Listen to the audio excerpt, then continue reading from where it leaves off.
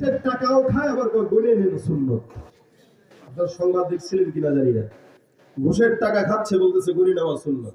কত বড় ইমানদার ঘুষখোর! হ্যাঁ, সুদের টাকা খায় বলে ইন্টারেস্ট, এটা হারাম না, এটা ইন্টারেস্ট। আবার জানে যে ইন্টারেস্ট শব্দটা এখন সুদ, এটা বুঝে গেছে, এই কারণে নাম আরবি দিছে মুনাফা। হ্যাঁ, আরবি নাম। সৌদি লাগে না, তো মনে করছে সৌদি লাগলেই তো মনে হয় জায়েজ হয়ে গেছে। বউকে পিটান দিয়া বাপের বাড়িতে পাঠায় শ্বশুরের থেকে টাকা নিয়ে হুন্ডা কিনে নাম দেয় গিফট। কথা কয় না? কারা কারা করছেন হাত তুলেন না, বুঝে নাই? বউরে পিটান দিয়া শ্বশুর বাড়ি থেকে যৌতুক নিয়ে কি নাম দিয়েছে? গিফট। হারাম জিনিসের নাম যদি পাল্টায় দিয়ে খাইলে জায়েজ হয়, পেট খারাপ হলে যেটা বের হয় ডাইল মনে করে খায়েন, জায়েজ হয়ে যায়।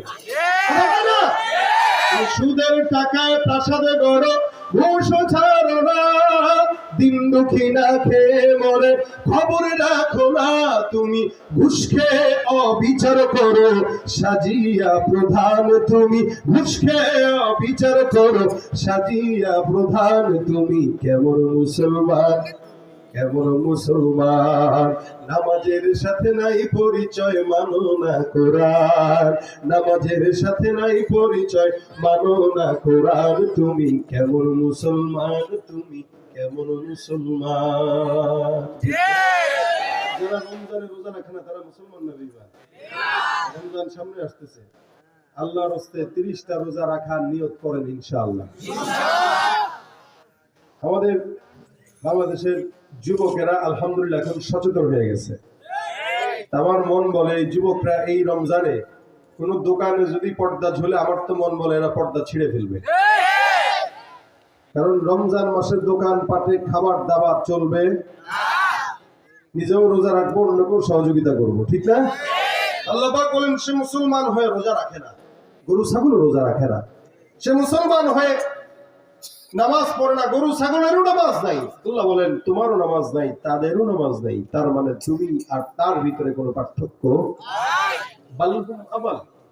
এরপর আল্লাহ বলতেছেন উলাইকা কাল আনআম বাল হুম আদাল, না, এরা হায়াওয়ানের চাইতেও খারাপ, জানোয়ারের চাইতেও খারাপ। একটা মানুষ আশরাফুল মাখলুকাত হয়ে জানোয়ারের চেয়ে কেমনে খারাপ? আল্লাহ পাক বলেন আপনি, আমি জিজ্ঞাসা করতেছি, এলাকায় চাঁদাবাজি হয় কি? আমাদের বাংলাদেশে এখন আছে না? এখনো আছে। এই যে চাঁদাবাজি চলে, এগুলা কি কুকুর বিড়াল ছাগল করে?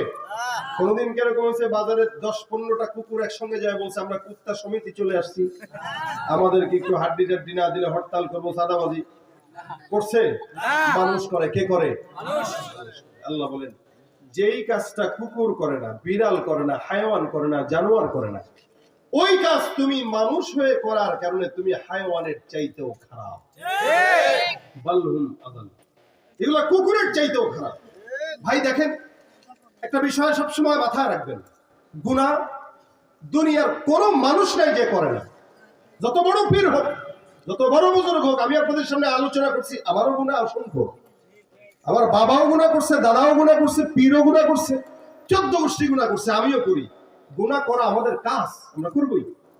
আমাদের কাজ করা গুনাহ, আল্লাহ পাক করবেন ক্ষমা, বাস। আল্লাহর যেটা কাজ ওইটা আল্লাহ করবেন, আমাদের যেটা কাজ ওইটা আমরা করবো। তবে হ্যাঁ, গুনাহ করা দোষের না, তবে গুনাহের উপরে অটল থাকাটা দোষের।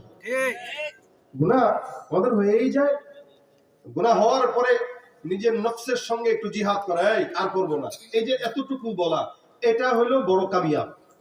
আর যে গুনাহ করলো, গুনাহকে স্বীকারও করলো না এবং গুনাহের উপর অটল থাকলো। মানে কিছু কিছু মানুষ আছে সারা জিন্দেগি অন্যায় করার পরে বলবে আমার দোষ কি? কথা বুঝেন নাই? বুঝলে বুঝেন, না বুঝে নাই। সারা জিন্দেগি অন্যায় করছে, জুলুম করছে, অত্যাচার করছে, এরপরেও মানুষ তাকে যখন ধরার জন্য অথবা তার বিচার করবে তখন বলে ভাই আমার দোষটা কি? দোষ বুঝবে কেমনে? তার অন্যায়ের উপরেই তার জন্ম, এই জন্য সে বুঝে না। না বুঝা এটাও তো অনেক বড় একটা নিজের দুর্ভাগ্য। গুনাহের উপর অটল থাকা এটা খারাপ। এই কারণে আল্লাহ পাক বলেন বান্দা গুনাহ প্রত্যেকটা বান্দার হবে, আমি আল্লাহ পাক দয়ালু। দেখেন নবীরা ছাড়া, সাহাবা একরাম ছাড়া প্রত্যেকটা মানুষ গুনাহগার।